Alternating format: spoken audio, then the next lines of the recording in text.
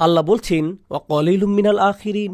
কেন জানেন? প্রত্যেক প্রজন্মেই তাদের নিজস্ব সাবেকুন আছে। প্রত্যেক প্রজন্মই 2025 সালেরও কিছু নিজস্ব সাবেকুন আছে। 2055 সালেও যদি আল্লাহ ততদিনে কিয়ামত না আনেন, তাহলে তখনও সে কালের সাবেকুন থাকবেন। বুঝতে পারছেন? এখনো শেষ না কিন্তু।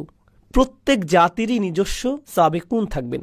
শুধু পার্থক্যটি হলো প্রথম যুগের সাবেকুনদের অনুপাত শতকরা হার বেশি ছিল। আপনাদের এটা একটা উদাহরণ দিয়ে বুঝিয়ে দিচ্ছি। কল্পনা করুন 800 জন মানুষ একটি পরীক্ষা দেয়। যদি সাহাবীদের সময় ইমানের এই পরীক্ষা 800 জন মানুষ দেয়, তাহলে 750 জনই 90% বেশি নাম্বার পাবে। তো তারা হলেন গোল্ডেন এ প্লাস। কিন্তু প্রজন্ম যেতে যেতে তখনও মানুষ 90 বেশি পাবে, তবে শতকরা হার নেমে যাচ্ছে। ধরুন 800 হতে মাত্র 50 জন বা 800 জনে মাত্র 20 জন 90 বেশি পেয়েছে। বুঝতে পারছেন?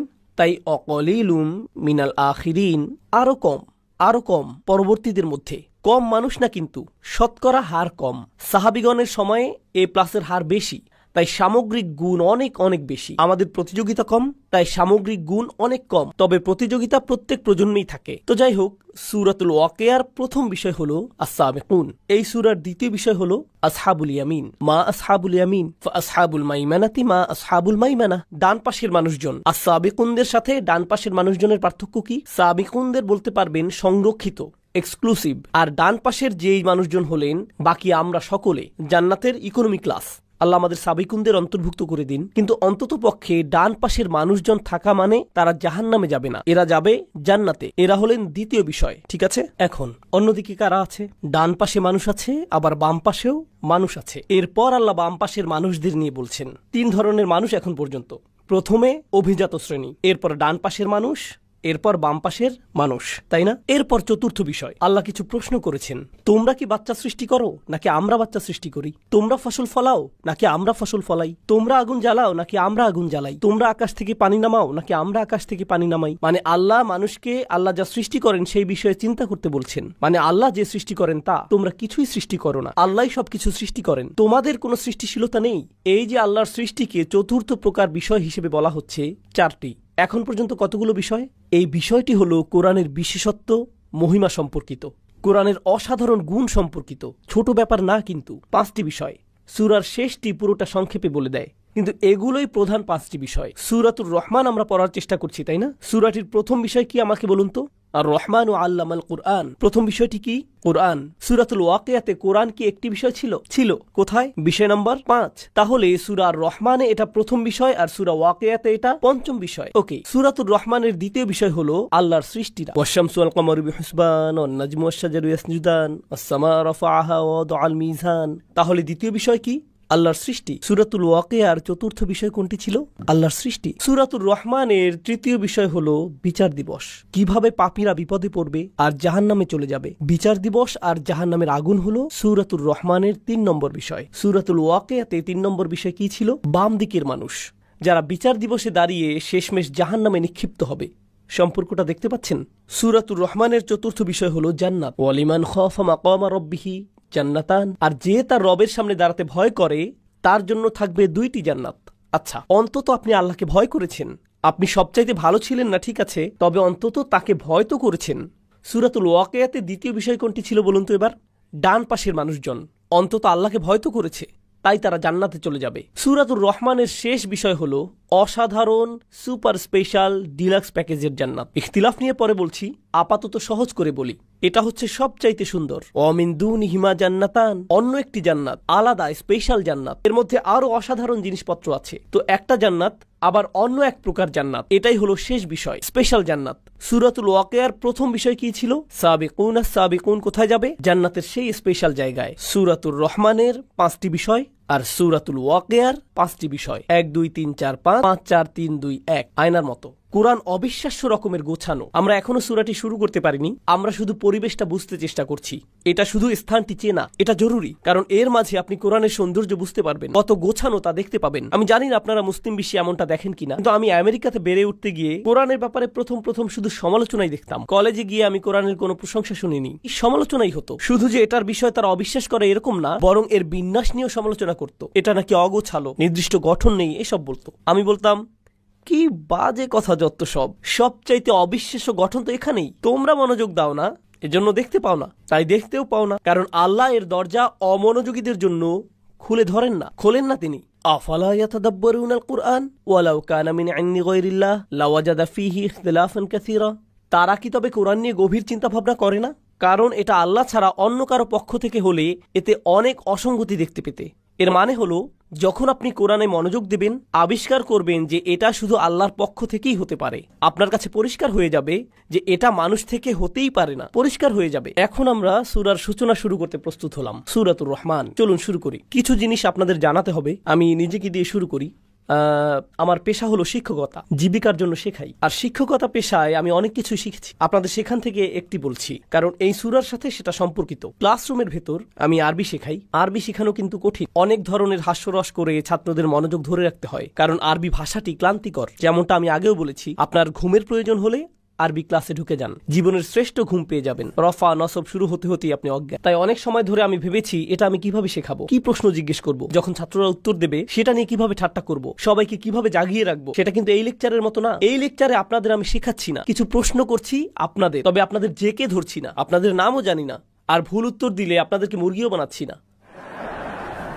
এখানে সেটা করছি না আমি, কিন্তু আমার ক্লাসরুমে যখন পড়াই সেই ছাত্ররা কান্না করে দেয়। তারা কিন্তু ঈমান বেড়ে গেছে তাই কাঁদছে না, কান্নার অন্য কারণ আমি দেই তাই কান্না করে। শিক্ষক হিসেবে সেটাই করি, সেটা ভিন্ন জিনিস। কারণ শিক্ষকতায় অনেক কাজ করতে হয়, আপনার ব্যাখ্যা করতে হয়, ছাত্রদের পুনরাবৃত্তি করাতে হয়, এরপর ছাত্রদের বিভিন্ন প্রশ্নের উত্তর দেওয়াতে হয় যেন জানতে পারেন যে তারা বুঝছে কিনা। আপনি শুধু তাদের পুনরাবৃত্তি চান না, আপনি চান যেন তারা বুঝে, তাই না? এভাবে প্রশ্ন উত্তর আগে পিছে এদিক সেদিক করতে হয় না বোঝা পর্যন্ত। তো আমি অধ্যায়টা রেডি করলাম, আমি নিজের উপর বেশ খুশি। ভাবছি জীবনের সবচাইতে সুন্দরভাবে বোঝাবো আমি এবার। তো আমি ক্লাসে গেলাম, সবাইকে পড়ালাম, সেটা আমি খুব খুশি। সুন্দর উদাহরণ দিয়েছি, ছাত্রদের জিজ্ঞেস করেছি, সবাই বলল বুঝেছে। বুঝেছি, কি অসাধারণ। 1 ঘন্টা পর একজন ছাত্র হাত তুলল, উস্তাদ আমি বুঝিনি। আচ্ছা ওকে, কোনো সমস্যা নেই, তুমি বোঝনি? কোন অংশটি বুঝনি বলো তো? সে বলল কিছুই বুঝিনি। আপনি কি আবার সবকিছু বুঝিয়ে বলবেন? সবকিছু মানে কি? মানে সবকিছুই। আমি কিছুই বুঝতে পারিনি। এখন ক্লাসের বেশিরভাগ ছাত্র বিরক্ত হয়ে গেল। কিরকম গাধা সে, কি পরিমাণ গর্ধব, 1 ঘন্টা কিছুই বললো না, ঘন্টা শেষে বলছে আমি কিছুই বুঝিনি। তাই আমি বললাম তোমরা চিন্তা করো না, সমস্যা নেই, তার জন্য আমি আবারও বলবো, তোমাদেরও আরেকবার রিভিউ হয়ে গেল। আর এইবার আমি পুরো ক্লাসের দিকে মনোযোগ দেইনি। কার দিকে মনোযোগ আমার? সেই ছেলেটি। এই বুঝতে পেরেছো? হ্যাঁ ঠিক। আচ্ছা 1 ঘন্টা পর সে আবার হাত তুলল, উস্তাদ বুঝিনি কিছুই। ওকে, ক্লাসের বাকিরা চলে যেতে পারো, আমি লাঞ্চ করতাম, সেটা বাদ দেই। তুমি আসো আমার কাছে, তোমাকে সরাসরি বুঝিয়ে দিচ্ছি, সেটাই মনে হয় ভালো হবে। আচ্ছা ওস্তাদ। তো আমি তাকে নিয়ে বসলাম, প্রত্যেকটি উদাহরণ ধরে ধরে বুঝালাম যেন বুঝতে পারে। সব শেষে সে আবার বলে, উস্তাদ আমি জানি না আপনি কেমন শিক্ষক, তবে আমি এখনো বুঝি না। না, এত সহজে ছাড়ার পাত্র না আমি। তুমি আমার বাসায় চলো, রাতের খাবার খেতে খেতে তোমাকে আরেকবার বোঝাবো। সে বাসায় আসলো, তাকে আবারও সবকিছু বোঝালাম। সব শেষে সে কি বলল? আমি বুঝিনি। আচ্ছা ঠিক আছে, একটা বুদ্ধি আছে, আমার বাসায় তোমার জন্য একটা ঘর করে দিচ্ছি, তুমি আমার বাসায় থাকো, প্রত্যেকদিন সকালে উঠে তোমাকে বোঝাবো এটা, ব্রাশ করতে করতে, যতদিন না এটা তোমার হচ্ছে। শিক্ষকরা কি এমন করে কখনো? না, আমিও এমন করি না। কিন্তু আপনি যদি আমার মতো পাকিস্তানের লোক হন, তবে 1 ঘন্টা বোঝানোর পর যদি ছাত্র হাত তুলে বলে আমি বুঝিনি কিছুই, তখন সুন্দর একটা শেখানোর পদ্ধতি আছে, এটাকে বলে বোর্ড অফ এডুকেশন। সেটা আসলেই একটা বোর্ড। এখন বুঝেছিস? হ্যাঁ একদম বুঝে ফেলেছি। এখন বুঝবে। শিক্ষকরা এত ধৈর্যশীল না, কতবারই আর বোঝাবেন? বলবেন এত গাধা কেন তুমি, বুঝো না কেন তুমি, তোমার মাথা কাজ করে না কেন, কি সমস্যা তোমার? এটা আমার দোষ না, এটা ছাত্রের দোষ, তাই না? দেখুন, কিন্তু কোরআনের বার্তা, কোরআনের মূল বার্তাটি কিন্তু একদম সোজা, একদম সহজ। আপনি যদি কোরআনের মূল বার্তা সংক্ষেপে লিখতে বলেন, সেটা আমি অর্ধেক কাগজেই লিখতে পারবো, পুরোটাও লাগবে না। কোরআনের বিষয়গুলো কি? শুধুমাত্র এক স্রষ্টা, আখিরাত আছে, আগের জাতিগুলো তাদের নবীদের কথা মানেননি, কিছু কাজ আছে হারাম, খুব বেশি কিছু না, কিন্তু সোজা সাপটা, জটিল কিছু না। কুরাইশরা কতদিন যাবত কোরআন শিখছে? 1 যুগের বেশি, তাই না? মক্কি কোরআনের কি পুনরাবৃত্তি আছে? আল্লাহ কি বারবার বলেছেন জাতিদের ব্যাপারে? আল্লাহ কি নিজের একত্ব নিয়ে বারবার বলেছেন? ইবাদতের একত্বতা নিয়ে? আল্লাহ কি নবীদের উপর ঈমান আনা নিয়ে পুনরাবৃত্তি করেছেন? আল্লাহ কি হালাল হারাম নিয়ে পুনরাবৃত্তি করেননি? তিনি কি অভাবীদের খেয়াল করা, অন্যদের ক্ষতি না করা নিয়ে পুনরাবৃত্তি করেননি? তিনি এই সব পুনরাবৃত্তি করছেন বারবার। যে কোনো ভালো শিক্ষক শেখানোর জন্য কি করে? সে কি করে? বারবার বলে আল্লাহ করেছেন। আর তাও শুধু 1 ঘন্টা না, 2 ঘন্টা না, 1 মাস না, 2 মাসও না, কতদিন? 1 যুগেরও বেশি সময় যাবত। তাছাড়া কোরআন কিন্তু একটা পাঠ্যক্রম, কোরআন হলো পাঠ্যসূচি, কিন্তু একটা ভালো পাঠ্যক্রম, ভালো বই যথেষ্ট না, আপনার খুব ভালো একজন শিক্ষকও লাগবে। কখনো আপনার কাছে খুব ভালো একটা বই থাকলেও শিক্ষক হয় জঘন্য, তখন কেউ কিছুই শেখে না। তাই আল্লাহ শুধু শ্রেষ্ঠ বইটিই দেননি, তিনি বিশ্ব মানবতাকে সর্বশ্রেষ্ঠ কি দিয়েছেন? শিক্ষক। আর ভালো শিক্ষকের উচিত ছাত্রদের সাথে ধৈর্য ধরা। তারা না শুনলেও তিনি ধৈর্য ধরেন। তিনি কি ভালো শিক্ষক? যত্নশীল শিক্ষক তিনি? বলেন কি সাল্লাল্লাহু আলাইহি সাল্লাম। আর এই ছাত্ররা, কুরাইশরা একদম সহজ জিনিস শুনেও বলে কিছুই বুঝিনি। তারপর তিনি আবারও ব্যাখ্যা করেন, ওয়াকাযালিকা নুসাররিফুল আয়াত, আমরা আয়াত বারবার বদলে দেই। এভাবে যদি না বুঝতে পারো তাহলে এভাবে বুঝবে, ওভাবে যদি না বুঝো তাহলে আসো ওইভাবে বোঝাই, এরপর ওইভাবে বোঝাই, তারপর সেইভাবে। ইয়াদরিবুল্লাহু আমসালা লিন্নাস, আল্লাহ প্রত্যেক মানুষের সহজতার জন্য অনেক উদাহরণ দিয়েছেন, কারণ প্রত্যেক ছাত্র প্রত্যেক উদাহরণ হয়তো বুঝবে না। তাই আল্লাহ একটা উদাহরণ দেন, সেটা না বুঝলে কি করেন? আরেকটা দেন, এরপর আরেকটা, এরপর আরেকটা। জানেন কোরআনের ভেতর আল্লাহ কোরআনকে তাসরিফুর রিয়াহ এর সাথে তুলনা করেন, বায়ু প্রবাহ। কারণ কিছু বায়ু হালকা, কিছু অনেক জোরে, কিছু বাতাস আসে উত্তর থেকে, কিছু দক্ষিণ থেকে, কিছু পূর্ব থেকে, কিছু পশ্চিম থেকে, কিছু ঠান্ডা আবার কিছুটা উষ্ণ। ঠিক কোরআনের আয়াতের মতো, কিছু আয়াত আপনাকে আনন্দ দেবে, কিছু ভয় দেখাবে, কিছু কষ্ট দেবে, কিছু আপনার প্রেরণা যোগাবে, কোনো আয়াত শেখাবে, কোনোটা অভয় দেবে, কোনোটা আবার শক্তি যোগাবে। বিভিন্ন রকমের বায়ু ঠিক কোরআনের বিভিন্ন আয়াতের মতো প্রত্যেকটা উপায় গ্রহণ করা হয়েছে। আর তাছাড়া কিছু ছাত্র গর্দভ হয়, আমি জানি, মনোযোগই দেয় না। এরপর আরেক ধরনের ছাত্র আছে যারা বলে আমি বুঝি না, এরপর বুঝিয়ে বলার পর আবার বলে হ্যাঁ আমি বুঝিনি, আবার বোঝান। সে বলে এই দেখো আমি বুঝিনি। এরা কি ধরনের ছাত্র? এরা ঝামেলাকারী। সে শিক্ষককে নিয়ে মজা করছে, ক্লাসে মজা নিচ্ছে, ভাবছে এই সব কিছুই ঠাট্টার বিষয়, তাই না? একটা ছাত্র আছে সে আসলেই বুঝেনি, আরেকটা ছাত্র অন্যদিকে সে সব কিছু খুব ভালো বুঝেছে, এরপরেও কি বলে মজা নেয়? আমি বুঝিনি, কিছুই বুঝলাম না, আপনি খারাপ শিক্ষক। আর এই ধরনের ছাত্ররা যখন শিক্ষক বুদ্ধিমান হয়, যখন শিক্ষক চালাক হন, তিনি ঝামেলাকারীকে চিনে ফেলেন, বুঝে ফেলেন কখন ঝামেলা করছে। আর যখন সেসব করে তখন সেই ছাত্রের কি হয়? একে বলে মুরগি। কিছু শাস্তি দিতে হয়, ঠিক প্রিন্সিপালের অফিসে যাও, স্কুল থেকে বেরিয়ে যাও। আল্লাহ কি জানেন কারা কোরআন নিয়ে ঠাট্টা করছে, কারা ঠাট্টা করছে? তিনি জানেন। আর তিনি তাদের কাছে কোরআন বারবার বারবার ব্যাখ্যা করছেন সর্বশ্রেষ্ঠ শিক্ষককে দিয়ে, এক যুগেরও বেশি সময় যাবত। শিক্ষক হিসেবে তবে আল্লাহর কি রাগ করার অধিকার আছে? অবশ্যই আছে। সেই ছাত্রগুলো কি শাস্তি পাওয়ার যোগ্য? অবশ্যই। কিন্তু আল্লাহ কি শাস্তি দিচ্ছেন তাদের? না, কারণ আল্লাহ অন্য কোন শিক্ষকের মতো নন, তিনি যে কোনো শিক্ষক নন, তিনি আর রহমান, আল্লামাল কুরআন। লাউ কানা দুনার রহমান, রহমান ছাড়া অন্য কেউ যদি হতো কোরআন শেখাচ্ছে তাহলে বাঁচতে পারতো না। বরং আমি অনেক সময় বলি, অনেক সময় যখন এইসব ক্লাসগুলো নেই তখন অডিয়েন্সে বসা কেউ কেউ হাফেজও থাকেন, এমন শিক্ষকও থাকেন যারা বাচ্চাদের কোরআন হিফজ করান। আর হিফজ মাদ্রাসাগুলো, তাহফিজের মাদ্রাসাগুলোর ছাত্ররা তাদের শিক্ষকদের ভয়ে কাতর। তারা যদি সঠিকভাবে সবক দিতে না পারে, একটা দুইটা বা তিনটা ভুল যদি করে, তবে উস্তাদের হাতে পাইপ আছে, চাবির চেইন আছে, বাচ্চার চেহারায় এভাবে চাবি লেগে থাকে। তাই তারা যখন কোরআন শেখার চিন্তা করে তখন ভাবে দয়ামায়াহীন কিছু একটা। এটা কি দুঃখজনক না? কারণ আল্লাহ স্বয়ং বলছেন যখন কোরআন শেখানো হয়, কে শেখায়? তিনি কিন্তু বলেননি আল জাব্বার আল্লামাল কুরআন, তিনি বলছেন আর রহমান আল্লামাল কুরআন। আমরাই যখন কোরআন শেখাই তখন আমি শুধু রাসূলুল্লাহ সাল্লাল্লাহু আলাইহি সাল্লামের সুন্নাহ পরিপূর্ণ করছি না, বরং আমরা স্বয়ং আল্লাহর সুন্নাহ পূরণ করছি। আল্লাহ নিজেই কোরআন শিখিয়েছেন, আমাদেরকে সেটাই নকল করতে হবে। যেমন রসুলের সুন্নাহ নকল করতে হবে সাল্লাল্লাহু আলাইহি সাল্লাম, আল্লাহর সুন্নাহও আমাদের মানতে হবে। যখন কোরআন শেখাবো আরো বেশি দয়াবান হতে হবে। বুঝতে পারছেন?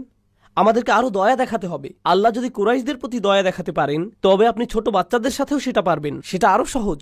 এগুলো আল্লাহর কিতাব থেকে শিখতে হবে। খুবই দুঃখজনক বিষয় যে একটি বাচ্চা তার উস্তাদের কাছে কোরআন পড়তে ভয় পাবে। এটা ভালো ব্যাপার না। আমি নিজে কোরআনের হাফিজ দেখেছি, 18-19 বছর বয়সী, কখনোই মসজিদে যায় না, কখনোই মসজিদে যায় না। জিজ্ঞেস করলাম কেন মসজিদে যাও না? কারণ আমার উস্তাদ আমাকে মসজিদে মারতেন। আমি যখন মসজিদে যাই আর শুনি আল্লাহু আকবার, আমার সেই মারগুলো মনে পড়ে যায়, মানসিক সমস্যা শুরু হয়ে যায়, সাইকিয়াট্রিস্ট দেখাতে হয়। মসজিদে গেলে আমার সাইকোলজিক্যাল ট্রমা হয়, তাই মসজিদে আমি যেতে পারবো না। সুবহানাল্লাহ। এমনটাই করেছি আমরা আমাদের বাচ্চাদের সাথে দিন শেখানোর নামে। আমি জানি না এটা কোন দিন, তবে সেটা ইসলাম নয়। আমি জানি না তাদের কি শিখিয়েছেন, তবে কোরআন তাদেরকে শেখাননি। এভাবে কোরআন শেখায় না, কোরআন ভালোবাসা দিয়ে শেখাতে হয়। যেমনটা আমি বললাম, যদি আল্লাহ কুরাইশদের ভালোবেসে শেখাতে পারেন, যদি কুরাইশদের দয়া দেখাতে পারেন, তাহলে আমাদের আবার ভাবতে হবে আমরা মুসলিমদেরই ভালোবেসে শিখাই না।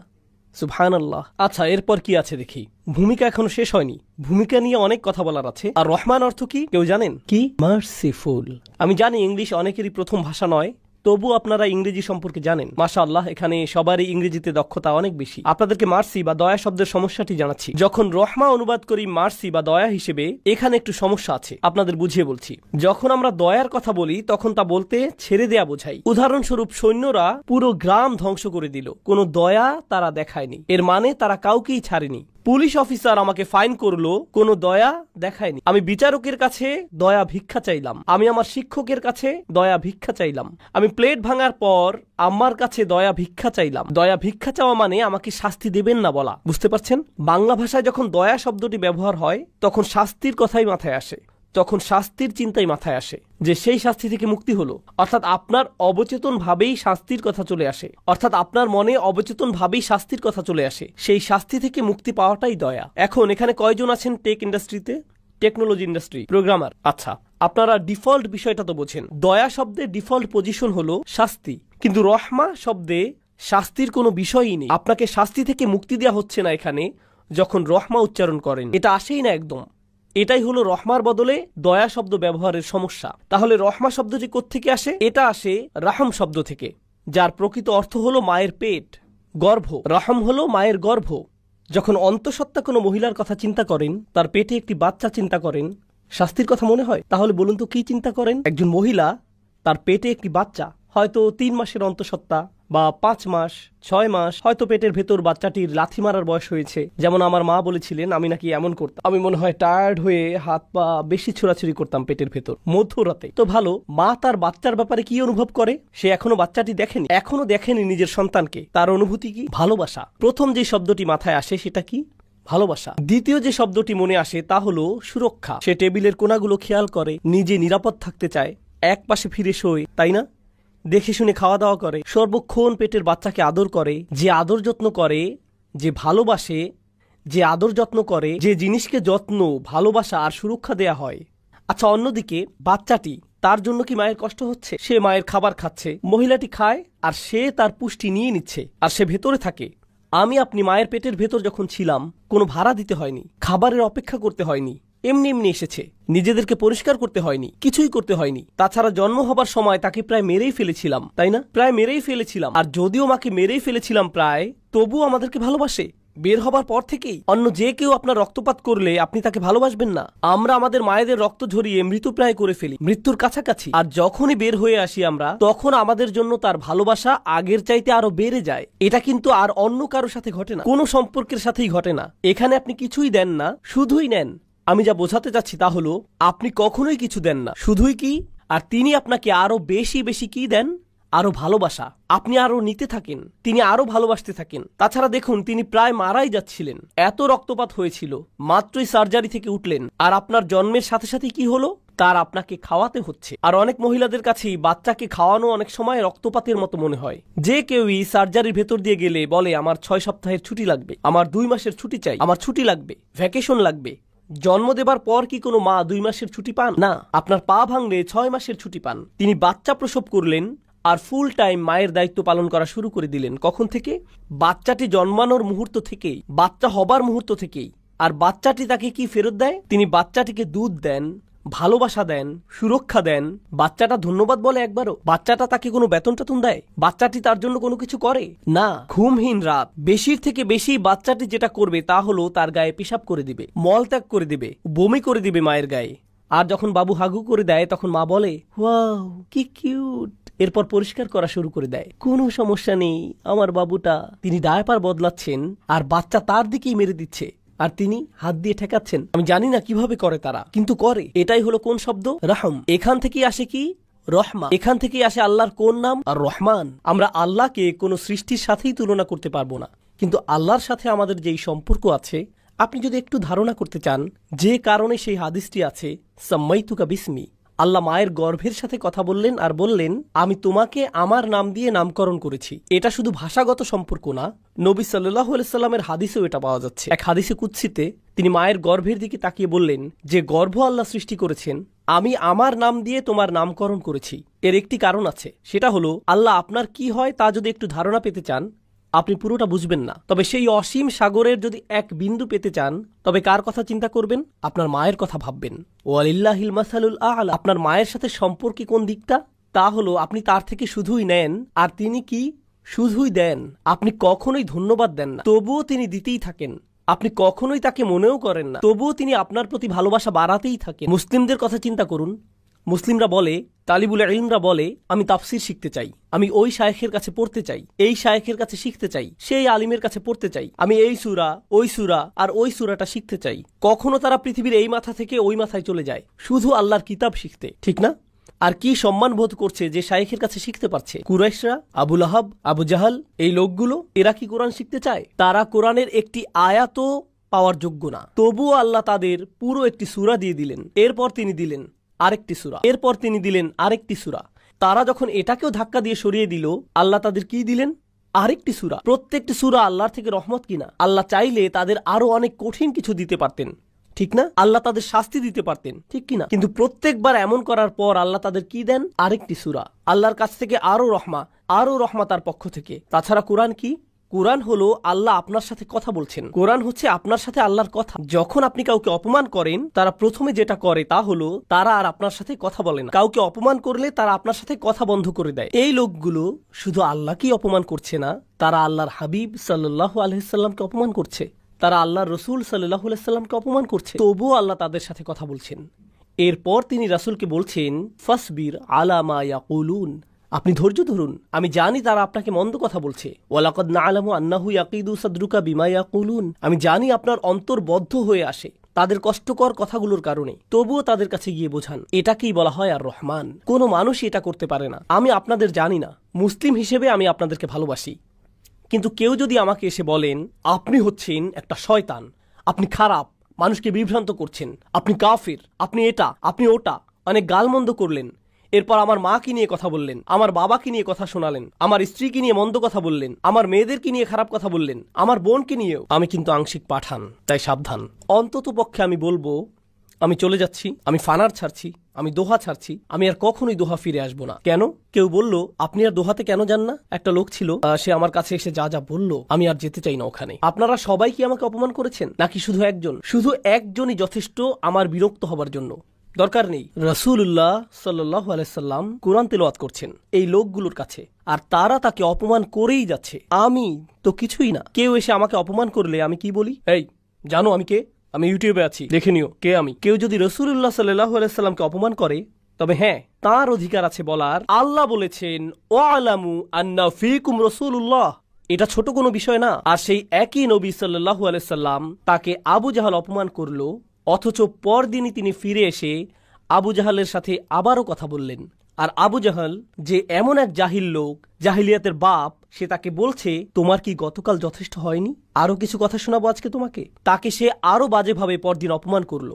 নবীজি ফিরে গেলেন আর আল্লাহ তাকে আবার পাঠালেন, যাও আবার কথা শুনে আস, যাও আবার কিছু কোরআন শোনাও, তাকে কোরআন নিয়ে ঠাট্টা আবারও করতে দাও। তিনি এটাই করলেন প্রতিটা দিন, এক যুগেরও বেশি সময় যাবত। এটা কি সহজ মনে হয়? চিন্তা করে দেখুন তো। আলহামদুলিল্লাহ, আপনারা সম্মানিত মানুষ, মর্যাদাবান মানুষ। আপনারা যখন আপনারা কাজে যান, আশা করেন যে আপনার সাথে সম্মানজনক আচরণ করা হবে, ঠিক না? আপনি অফিসে গেলেন আর কেউ আপনাকে কুকুর বলল, শুকর বলল, কোনো নোংরা কথা বলল, আপনার খারাপ লাগে? আপনি বাসায় আসলে সেটা আপনার চেহারাতেই দেখা যায়। আপনি বাসায় আসলে আপনার স্ত্রী বললেন কোনো সমস্যা, আমার কিছু বলতে ইচ্ছা করছে না। আপনার চাকরিটাই ছেড়ে দিতে ইচ্ছা করে, আপনার দেশ ছেড়েই চলে যেতে ইচ্ছা করে, কারণ কেউ একজন আপনাকে মন্দ কথা বলেছে। দেখছেন, ভালো লোক, ভদ্রলোক আর ছোট লোকের মধ্যে পার্থক্য আছে। যারা সারাক্ষণই নোংরা কথা বলতে থাকে, যারা নিজেদের বা অন্যদের কোনো সম্মান করে না, যখন মানুষ তাদের সাথে মন্দ কথা বলে তাদের ভালো লাগে, তাদের কিছুই যায় আসে না।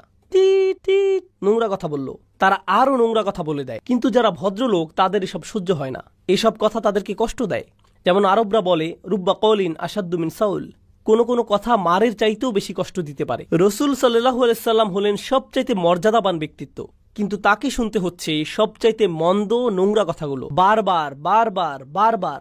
আর আল্লাহ তাঁর রাসূলকে কত ভালোবাসেন আলাইহিস সালাতু ওয়াস সালাম, তবুও আল্লাহ বলছেন ফিরে যাও, আরেকটু ধৈর্য ধরো, তাদেরকে বলতে থাকো। এখন আল্লাহ এই সূরাতে কুরাইশদের উদ্দেশ্যে, এরপর পুরো মানবতাকে উদ্দেশ্য করে বলছেন, এটাকে বলে অকল্পনীয় ভালোবাসা। আর রহমান অবিশ্বাস্য রকমের, অকল্পনীয়, স্নেহময়, যত্নশীল প্রতিপালক, তিনি শুধুমাত্র, আর কেউ নন, যিনি কোরআন শিক্ষা দিয়েছেন, আল্লামাল কোরআন। চলুন এটা সম্পর্কে আরো দু একটা জিনিস শিখে সামনে আগাই। আমি ভূমিকাতে বেশি সময় নিচ্ছি, কারণ ভূমিকাটাই সবচাইতে বেশি গুরুত্বপূর্ণ অংশ।